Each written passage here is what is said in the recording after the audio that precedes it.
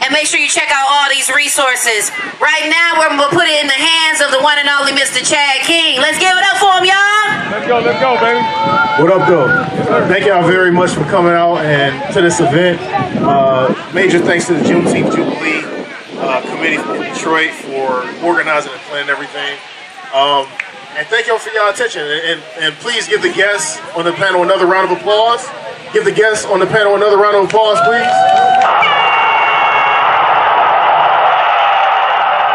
All right, so we just heard earlier today about literacy. We've heard about financial freedom. We've heard about health and wellness.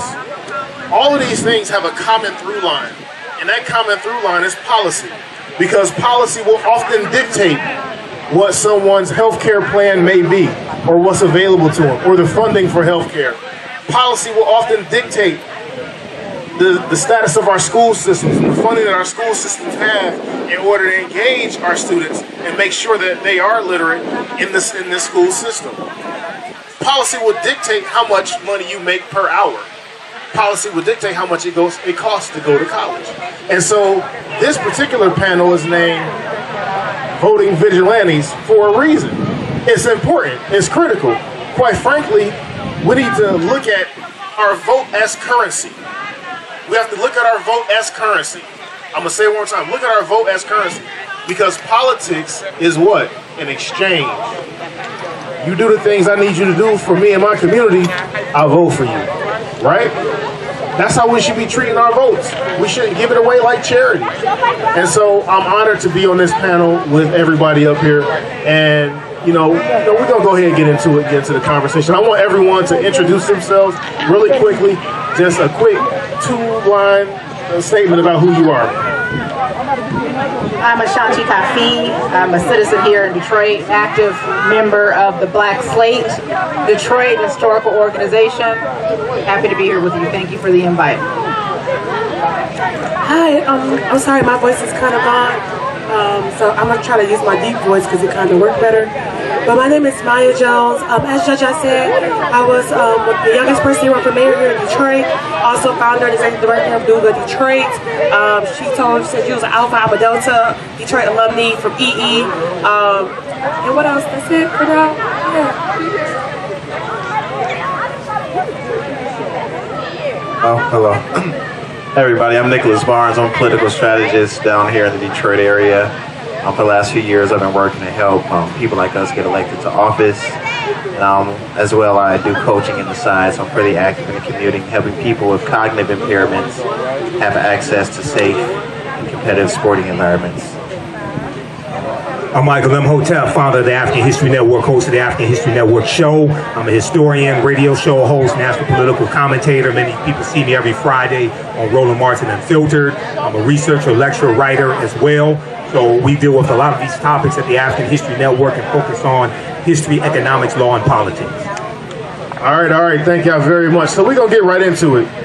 One of the things that we hear, especially right now, as we have two presumptive nominees for president, we have folks running for Senate and Congress, and make sure y'all flip y'all ballot over and look at the judicial candidates, because it's more than just that partisan side.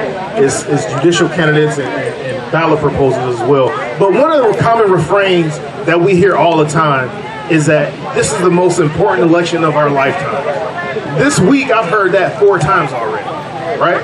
And that's not to say that it's unimportant, but 4 years ago was also the most important election of our lifetime. And then 4 years before that, 8 years ago, was the most important. And then in 2012, it was the most important because President Barack Obama was was going for re-election. In 2008, and so on and so forth. So why is this particular election cycle different than the previous ones to make this one the most important? Who wanna go first? I'm gonna go with you, Nick. Me personally, I would say this election cycle, first I would say I'm not really the one to fear-monger when it comes to getting people to voting, but I understand that this is a very important election. I would say one of the reasons why we say it's one of the most important elections because outside of, traditional political ideology, there is a lot of hatred and, malice towards a lot of things that we take for granted in everyday life.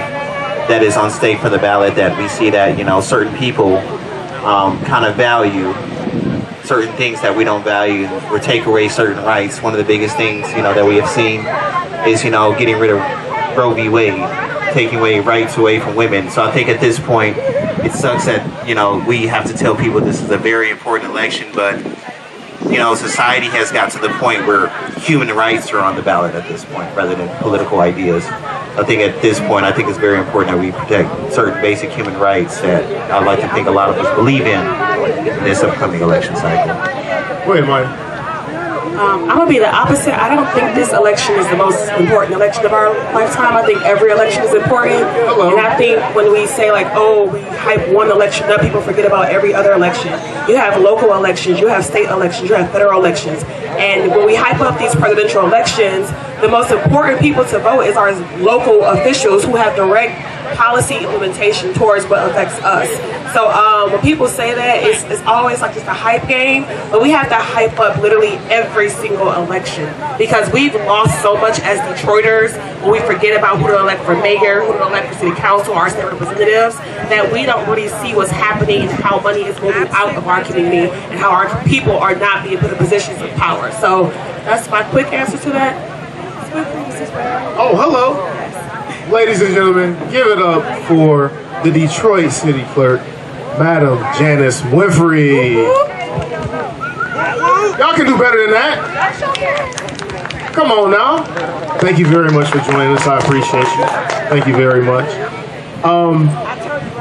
Real quick, so I'm gonna pause on the question that we had real fast, just to bring her up to speed. So we're talking about this election, why it's important. Some people say it's the most important. Some people disagree with that. You know, we just had a point that was made that every single election matters. Every single election is important. And you're the person, at least within the city of Detroit, that kind of oversees how these elections are ran. So if you wouldn't mind, just do me a quick favor, talk about why every election is important. Talk about what your role is in these elections and what you do and how you make sure that all of our votes count. Well, thanks for being here. And again, I am your city clerk. And the question is, why is this election important? Well, like somebody pointed out earlier, every election is important. But I like to point out to people, your local elections affect your day-to-day lives, right? Your local elections determine when your street lights will be turned on, or when your garbage will be picked up, right? And the laws of the city of Detroit. But every election allows your voice to be heard. Oftentimes people think the presidential election is the most important election because it's the president of the United States. And it is important. However, it's also our largest turnout. And that's why I think people really, really feel like that's why that's the most important election. But as a clerk, it's my job to make sure that you know when election day is, that you know when you can register, that you know what's on the ballot, that you know where you go to register, and that you know the various ways in which you can vote, absentee, early, or on election day. So my job is to ensure that you know that information as it relates to elections, and that we receive the results and count them accurately and upload them for your view. Thank you so much. Thank you so much. And I want to touch on a couple things that folks have said. We're going to get back to the question. As a matter of fact, hold on. Brother Imhotep, please. Yes. This is I'm a national political commentator. People can just Google my name and see hundreds of videos that come up about me. Yes, this is the most consequential, most important national election probably since the 1876 presidential election between Rutherford B. Hayes and Samuel J. Tilden, which brought about the end of Reconstruction, which brought in the rewriting of state constitutions. Mississippi, 1890, South Carolina, 1895, Louisiana, 1898, Oklahoma, Georgia, things like this that solidified Jim Crow laws even before Plessy versus Ferguson, 1896. Go read Project 2025 from the Heritage Foundation. They're running the same game that they ran in 1980 with a book they released called Mandate for Leadership that contained 2,000 right-wing policies they wanted the Reagan administration to adopt. Many of these policies were anti-black policies. The Reagan administration adopted 60% of these policies in Reagan's first term. The reason why they're running the game again is because it worked the first time and people haven't figured it out. So it's not just president. President is important, but president nominates Supreme Court justices. The previous president, the trader-in-chief, got 3 Supreme Court justices. Which list?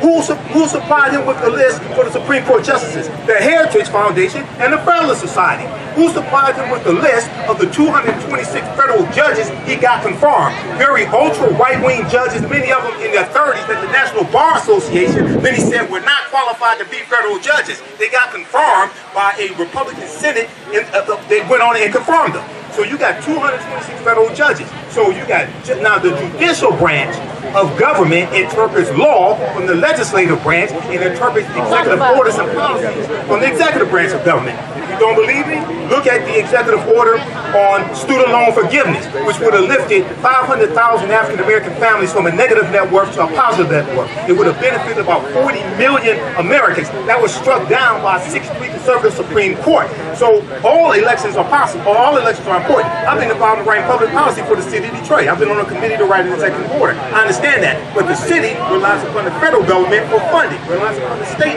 for funding. The state relies upon the federal. So all this is important, but we have to understand political self-defense. It's not just an exchange. It's also understand how to use politics as a tool to stop what people are trying to do to you. It's not only about what you can do for you, so we have to look at this holistic. I'll leave it right there. My man, I'm not mad. So basically what you're saying is we need to weaponize our vote. Weaponize your vote. And we have to stop telling African Americans to exercise your right to vote. You don't vote for exercise. If you want to exercise, go to the gym and work out. You vote for power. You vote for black power. Everybody understands this. Politics is the legal distribution of both scarce wealth, power, and resources, and the writing of laws, statutes, ordinances, amendments, and treaties, their adoption, interpretation, and enforcement. I'm a historian, also national political commentator. I understand this better than most people. So when you go throughout history, anytime there have been periods of progress that African Americans have made, whether it's during Reconstruction, there's always a backlash. And they fight you. They attack you, not just in the streets, they attack you in the courts. They attack you in the state legislatures. They rewrite state constitutions. Right now, Louisiana wants to rewrite the state constitution of Louisiana. The last time they did that, they imposed the grandfather clause in 1898. They imposed a 9-3 majority on criminal cases for you to be convicted. Anybody know about that? 1898, Louisiana rewrote the state constitution. So if you were convicted of a crime in the state of Louisiana, once that state constitution went in place, because African Americans could serve on juries, they specifically wrote that to nullify African Americans on juries. So if 9 white people found you guilty of a felony and 3 African Americans found you not guilty, you were guilty. That stayed in place till about, for decades, it was switched to a 10-2 majority. Then about 2018, it was switched to a unanimous, like every other state. This is the consequences of politics, but this was a backlash that took place in state legislatures to suppress the African-American vote, because there's about 2,000 African-American men who got elected during Reconstruction, 1865 to 1877. So all you have to do, if you want to understand how powerful your vote is, look at the opposition to it throughout history. Then you'll understand. Ooh-wee. And this is why we call this panel Voting Vigilantes. Let's get it. Weaponize your vote. Ashanti, go ahead. What's your thoughts? You know, I honestly think that we need to reacquaint ourselves with this concept called civic engagement, because that's where it starts. You know, we always talk about black people don't do this, black people don't do that. But if we took every booth out here and made it into a political organization, and then all those organizations came together for the betterment of the group and not our individual interests, that's what political power is. That's what Michael Imhotep is talking about. We have not just a duty to exercise, but we have an obligation, because this is the game and this is how it's played. So we can sit back and we can complain and we can talk about what's happening and what's not happening, or we can do what we need to do and get in the game and make shit happen. That's the bottom line. So, I mean, I think we have to take it back that far. We have to get engaged. And engaged can mean a bunch of different things, right? So Nick, you help people get elected, right? Talk about that a little bit and why having elected officials that have not only, share our features and what we look like, but also share our values as a people. Why does that matter? I think it matters because, like you said, the biggest thing for me is representation. If you have representation, you have somebody that understands you and where you come from, and your plight and how you live. So having that in the political system not only allows you, that I feel, live the life that you want to live, but have somebody that fights for the things that you want to have. So the biggest thing for me, I would say, is, having that representation in this political system is the biggest thing, because that's where it fundamentally lies overall. Because if you look at people that's not like us, they have a lot of representation in the political system. People know very wide variety of different ways, different viewpoints that they all come together to share at the end of the day. I think for us, having that representation is key, and just supporting people from your neighborhood or even from your city or township or your county is very important, because you want somebody that's from your neighborhood and somebody that looks like you and understands you and your community to represent you, because they'll implement good policies and advocate for things that you need, whether they're coming in and whether trying to assimilate to the neighborhood that they have and change it, or overall just trying to change it overall to get it the way they want to see. So I think that representation and supporting candidates, getting out and donating, volunteering, knocking doors, doing phone banks, I think is very key, because, the political system reflects the way you interact with it. If you don't interact with the political system, it won't reflect the way it looks like for you. So if you interact a little more and you push people, you will start seeing that representation in the political system.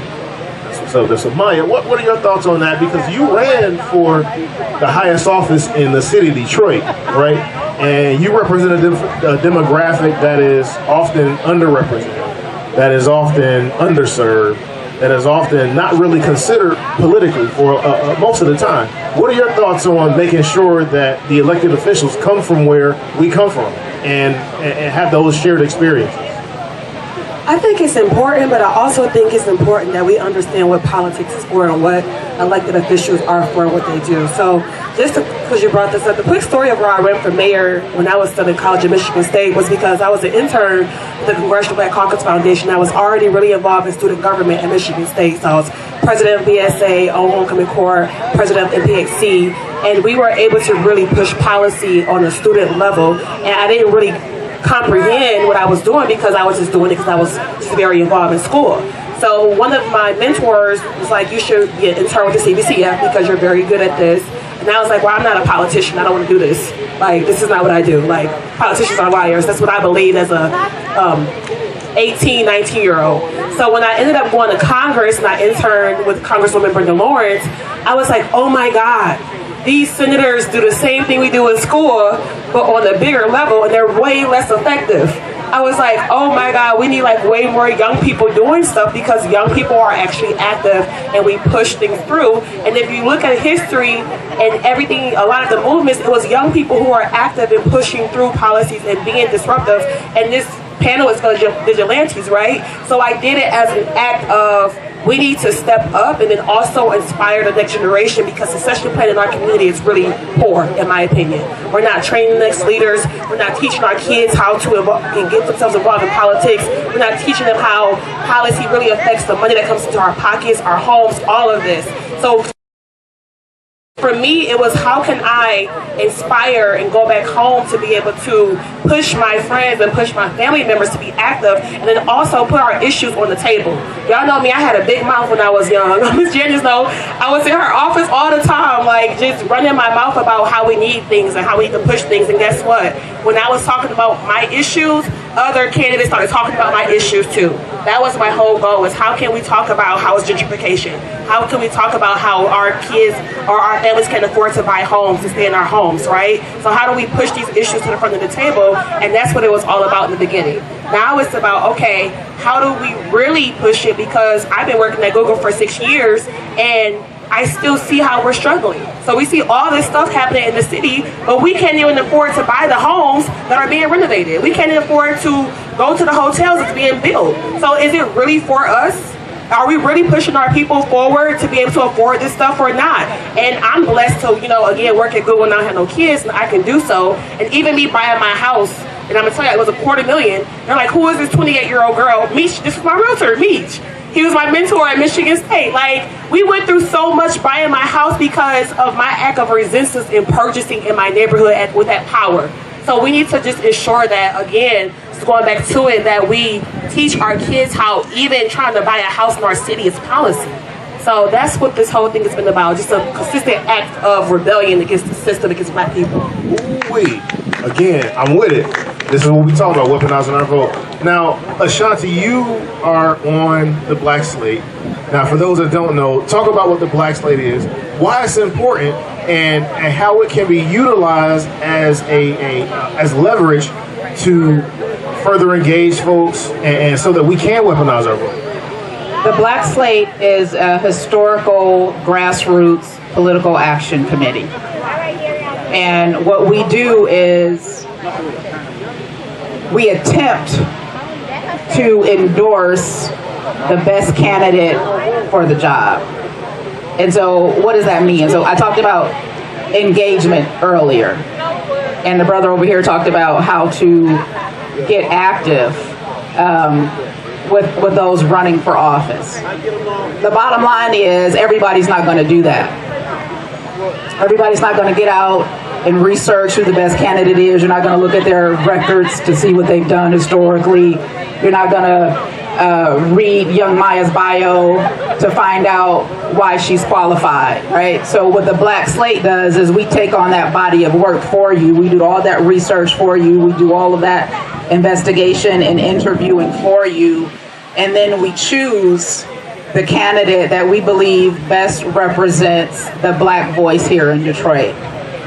And then we endorse those candidates. And because of our strong legacy, our endorsement reads a lot. We go to those polling places that Ms. Winfrey tells us to go to. We say, Ms. Winfrey, where are the voters going? So we can be there, we can show up, and we can have information to give those voters on who we think the best candidates are to vote for. And, you know, a lot of times we get that right, sometimes we don't. But we do our best to be your representative in that research process and choosing the best candidate. We've been doing that since the 1970s. The Black Slate was formed by Albert B. Clegg, who also is the founder of the Shrine of the Black Madonna, about a mile west of here over on Linwood. And you know, we're not just resting on our laurels on that history. We are still active in the community today. Excellent. Thank you very much. So I want to hit Madam Clerk Winfrey real quick, and I want you to kind of run down some of the resources that Detroiters have through your office, not just in the run-up to the election, not just at the time of election, but also post-election. Because a lot of times, once we vote, that's it. So what are some things that we can do, and how can your office help us do these things after an election is over with? Okay, I'll address post-election, but I want to piggyback on some of the things that was set up here. First of all, I want to applaud the young people that are up here, because it's important, and you clap for yourself too. but it's important, and like Maya said, she came to my office when she was on that ballot, and Maya had a lot to say. She was mad at me, she was mad, but you know what? I opened my doors and I listened and I engaged the Mayas of the world, because for real, we need you, and we need you to continue to do what you're doing. But you said something when you said that, you know, we don't prepare for our next. Well, let me just let you know I tried to get you, right? How many times did I try to get you? But what we do at the Department of Elections, and what I do in particular, is that I've identified about 25 young people of my staff, and we call them the young up and coming. And the oldest is probably about 35 years old. They're in leadership positions, and they're our next. We have already identified who will probably be the next clerk, my deputy clerk, if he runs. Who will probably be the next department director of elections, Chris Maduka, who's 30 years old, who's right now my chief of staff. But we not only teach them how to supervise and how to work with other people, but we also teach them how to buy homes and how to rent, because many of our young people are just coming from their parents' home.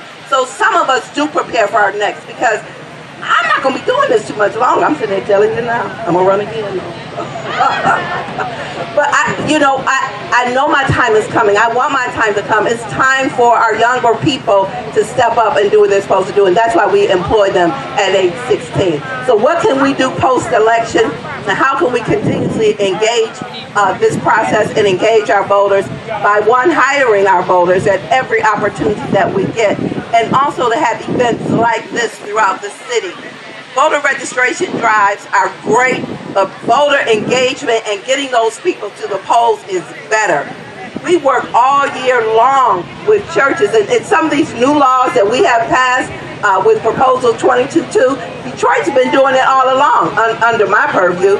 They told me we couldn't vote any other day but Tuesdays in November and August, and I said that's some bull. I said people should be able to vote when it's convenient for them. And so we opened satellite voting before early voting, right? We did that as a way to engage our people more than just one time out of the month of November and one time out of the month of August. We do events like this all year long to keep people motivated, to keep them encouraged, but really it's up to you, us, those people. Like if you go to church and your church has a band, if you're in a sorority or fraternity, if they have transportation, you should be getting these people to the polls on election day. What we do throughout the year is prepare for the next election by giving events just like this. We have a big event coming up July 27th that I'll be talking about more. Yeah, that's the first day of early voting, but it's also going to be a huge event for the Department of Election City Clerk's office. We're going to shut down West Grand Boulevard.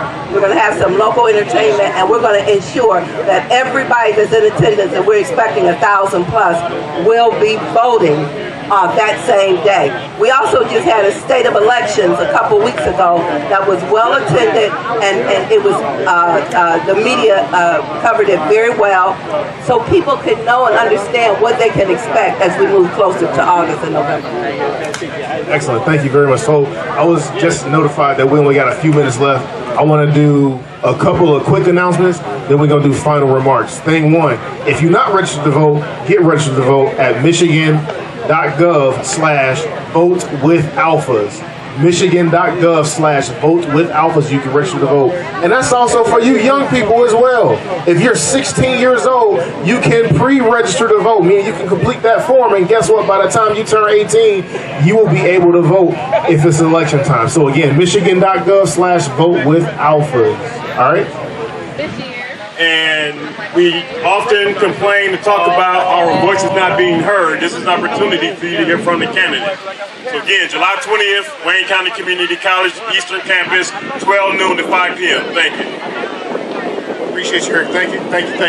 And as well, the Detroit Alphas always have a series called Conversations with Candidates. We've had a few of the people on this panel on that program before. So again, this is what we do every election, every vote. So we're about to wrap up because we about out of time. We've talked about how important this election is. We talked about how consequential this election is. We talked about how it's important to really weaponize our vote, and we've talked about the resources that your local official, Madam Clerk here, is able to provide for Detroit residents. Right now, I want each of the panelists to identify. So, and I want to make sure we touch on this and conceptualize the fact that it's important who we vote for, but it's more important what we vote for. It's important who we vote for, but it's more important what we vote for. And so with that being said, I want to make sure I give each of y'all time to identify 3 whats that matter in this election. Brother Imhotep. Well, number one, you're dealing with student loan forgiveness. Number 2, you're dealing with saving the democracy, because even though you have a fantastic economy, one of the fastest growing economies in the Western Hemisphere, 15 million jobs created, 2.6 million jobs went to African Americans. Stock market reached 40,000 points, Dow Jones Industrial Average for the first time in history. You lose your democracy, none of that happens. All you have to do is go study other totalitarian societies, and you see what I mean. And then next, I would say also the attack on diversity, equity, and inclusion. because we saw the Supreme Court strike down affirmative action when it comes to college admissions because of conservative activist Ed Bloom and his lawsuit. Now Ed Bloom is going after the Fearless Fund, which you have African-American women providing small venture capitalist loans and small grants for women of color. They're going after that also. That was just blocked in a federal appeals court, okay? And those were federal judges. Two of those federal judges were appointed by the guy who incited the insurrection January 6, 2021, okay? So we have to understand how all of this is connected, and I would encourage people to go to whitehouse.gov and just search for how these policies have helped black people. Because there's a 36-page document that comes out at whitehouse.gov that shows how this administration's policies, like $16 billion for HBCUs, you look at 1 million African-American children lifted out of poverty from the $1.9 trillion American Rescue Plan that no people in the House or the Senate from the other party voted for. Also, follow me at AfricanHistoryNetwork.com. Keep it with the African History Network. Follow me on Facebook, The African History Network, 1 million followers there. YouTube, 74,000 followers, Michael Imhotep. And come visit my vendor booth. It's right down this strip with the white top and the point. I have my DVD lectures there as well. Thank you. Thank you very much. Thank you very much. We got a few more. Nick, go ahead. I would say just to keep it quick. Biggest three, first thing for me is your wealth is on the ballot. You got to supply yourself to supply your wealth. Voting is the first step in protecting your wealth. Making sure that you have good people on the ballot. It's going to have good things for you to, have business and do other things, tax breaks and all of that. So your wealth is the first thing I'm going to say. Housing, which also ties into your wealth. We want people that's going to make sure that we're going to have good housing and other things that's going to supply our wealth. So your housing, infrastructure, I'll put those all in one. We've been seeing a lot of construction around here, so that's definitely on the ballot. And the third thing, I would say, you are on the ballot. You are a vote. If you don't vote, it's like going to a restaurant, paying your bill, and walking out without your food. So I would say you're on the ballot. If you're a tax-paying citizen, you might as well get out there and vote, because at that point, you're just throwing your money away as far as I'm concerned. Thank you very much, Nick. Mike, what you got? I had to take notes on this. So I know you said like 3 things to vote for, but one thing we gonna all say is economics, period. So when it all comes down to it, it's about money a lot of the times. Money solves healthcare issues, buying homes, being able to afford things, basic needs, even beyond your basic needs. So just ensure that we as black folks continue just to think about wealth building. Like we have to build wealth to sustain wealth in our community and in our family. I'm going to shift a little bit. We need to do more collectivism. You talked about it here. Like, we need to learn how to work together as a community. And that's something that we really lack a lot of the times, because if we let small issues dictate how we communicate with each other. One thing that I love to tell people is no permanent friends, no permanent enemies, only permanent interests. Ooh. We need to just really stick to our interests and our values. Because if we don't do that, we're going to just spend so much time losing time, because we just simply can't get over the fact that I don't have to like you, but we can work together. We can figure out how to press our community forward, because we're not going to like every single person we run into. Sometimes I don't like my brother, but we still have to figure out how we're going to build our family together, right? So we're all affected by it. So learn how we can work together. Then my last thing was mindset shift. Like, black folks, we need to shift our mindsets, because there are times because I'm in law school too, so I've been studying the Constitution again. I study African American studies at Michigan State. I do a lot of research and history studying too, and I just feel like sometimes we still get stuck in the slavery mindset, and some of us are not out of that mindset of we can't and we won't, because we will and we can. So when we shift that perspective of that we can and we will, I think we can start pushing for way more than what we are as a collective group. So those are my 3 things. I know it ain't issues, but it's just what I believe. We're going to invite Maya to the shrine. Let's come on to the shrine. Sister Ashanti, go ahead, you got it. What's your 3 whats that we should be paying attention to as we hit the ballot box? I think our health is on the line. I also think there's tremendous value in what Brother Imhotep said. History is on the line, and if you are paying attention to the rhetoric about what states' rights is, if you're paying attention to this agenda for political race theory, that's still an issue. These individual states are putting policies into place. And if we go back and look at history, it starts in one place and then it spreads. Right? So your interests, whether you are aware or not, are on the line. Your blackness is on the line. We have people who are running, and I know we don't think that, some of us don't think that this is the most important election of our lives, but the man with the orange hair is not a friend of black people. He is not a friend of black culture. Please don't have short-term memories and forget this is the same man who in New York put out an ad to send 5 innocent black boys to prison without equivocation. Hello, somebody. Please don't forget. Okay?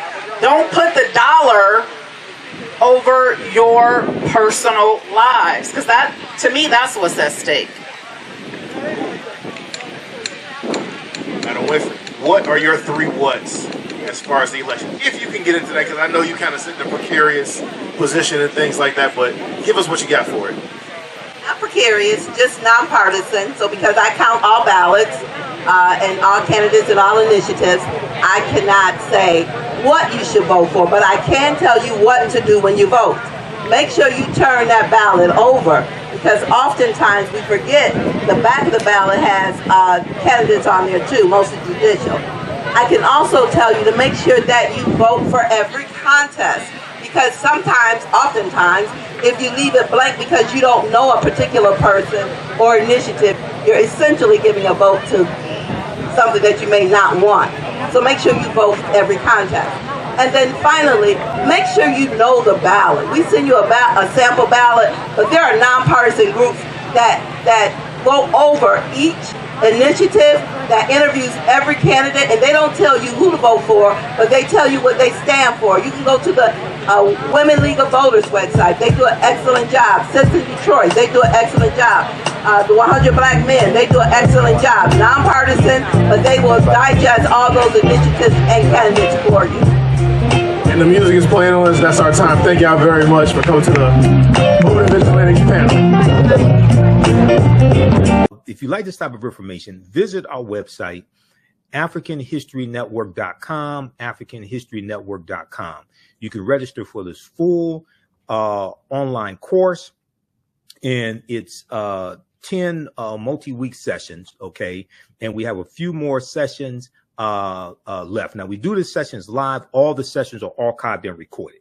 So our next sessions are today, June 1st. We're going to start up in a few minutes as soon as I finish this broadcast. So you can join us at our online school. This is taught at our online school, the African History Network online school, June 8th and June 22nd, 2024. All right.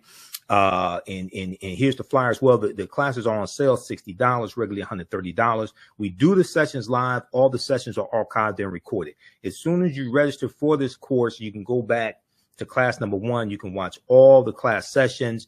They're archived. I do a PowerPoint presentation. We have book references, articles, video clips. I show you excerpts of interviews I've done with many of our scholars as well, like Professor James Small and Tony Browder and Runoko Rashidi, etc. You can look at our class lesson plan here as well. I've been teaching this class on and off since 2007. I've been studying history 34 years. I put together an extensive class lesson plan that takes you through each class session to show you an outline of the type of content that we cover. You can download the class lesson plan as well to help you in your studies, help you in your research also. Okay. We have a preview of the class here as well. And then my second class that starts up. Now we got information for my my online show, my radio show, the African History Network show as well. Facebook, YouTube, download the iHeartRadio app. You can listen to podcasts also.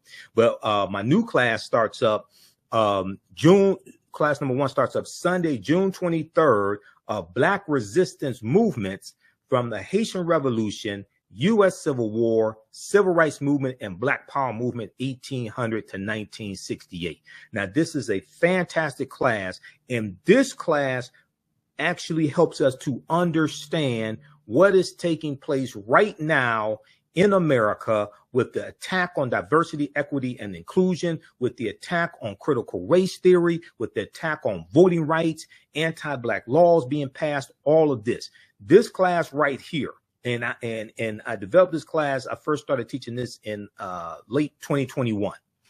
And I created this class because what I realized was the first class that I taught, I had so much information to cover. I did not have a chance to really dig in deep into this period of history from 1800 to 1968 to understand what leads to the U.S. Civil War taking place. What happens during the Reconstruction Era, 1865 to 1877? We look at policies like the Missouri Compromise of 1820. We look at the Haitian Revolution, okay, 1791 to 1804, and we start with the Haitian Revolution and the Louisiana Purchase of 1803 because those two events are connected. Okay, the Louisiana Purchase, the reason why, one of the reasons why it took place was because of the Haitian Revolution and Napoleon Bonaparte and the French getting their behinds kicked by the Haitians. Okay, so we take you through our history and look at this history chronologically. All right, so we look at the Missouri Compromise. We go look at the Mexican-American War, 1846, 1848. Treaty of Guadalupe Hidalgo of 1848, which is how the U.S. gets California, Arizona, New Mexico, Colorado, Utah, and Nevada. Okay, this is how they get all of this territory. And we see what leads to the U.S. Civil War taking place. South Carolina is the first state to secede from the Union, December 20th, 1860, 6 weeks after Abraham Lincoln becomes president-elect. And you have them, the South thinking that Lincoln is going to free the slaves. So we look at the U.S. Civil War. We look at the Reconstruction Era, 1865, 1877. And African Americans get voting rights. You have the 13th Amendment, 14th Amendment, 15th Amendment to the U.S. Constitutions. And then we see with the Compromise of 1877, we're going to see a lot of those rights reversed. And we see an attack on voting rights today, continuing the attack on voting rights and rights that African Americans were given that took place during the Reconstruction Era. We see that we can draw a straight line from the January 6, 2021 insurrection that took place, not just because of the election of Biden-Harris and the big lie being pushed. That's part of it, but also January 5th, 2020, January 5th, 2021, the day before the January 6th election, you had the special Senate election in Georgia, a former Confederate state, where Senator Raphael Warnock, the African-American man, won his reelection to the U.S. Senate. And you had Senator John Ossoff, who's a Jewish man. He won, and a Democrat, he won his senatorial election. And this gave Democrats control of the Senate, a slim majority in the Senate, with Vice President Kamala Harris being a tie-breaking vote. All right. So you had Donald Trump, who was saying that African Americans, he was saying that people were cheating in Detroit, Philadelphia, Milwaukee, and Atlanta, Georgia. And these are cities that have high African American populations. I live 4 minutes away from what was known as the TCF Center, which is where they were doing the vote count in downtown Detroit.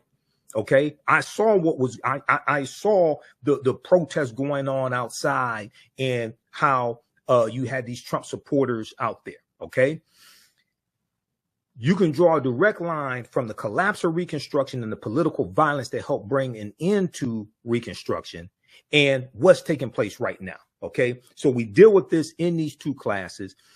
Visit our website, AfricanHistoryNetwork.com, AfricanHistoryNetwork.com. You can register for these classes right now. You can join us in class today because we have a few class sessions left of my main class that I teach called Ancient Kemet, one of the original names for Egypt, the Moors, and the Ma'afa, Understanding the Transatlantic Slave Trade, what they didn't teach you in school. Okay. So it's on sale $60, regularly $130. Like I said, we do the click right here to register here. We do the sessions live. All the sessions are archived and recorded. You can go back and watch it anytime. The content is PG.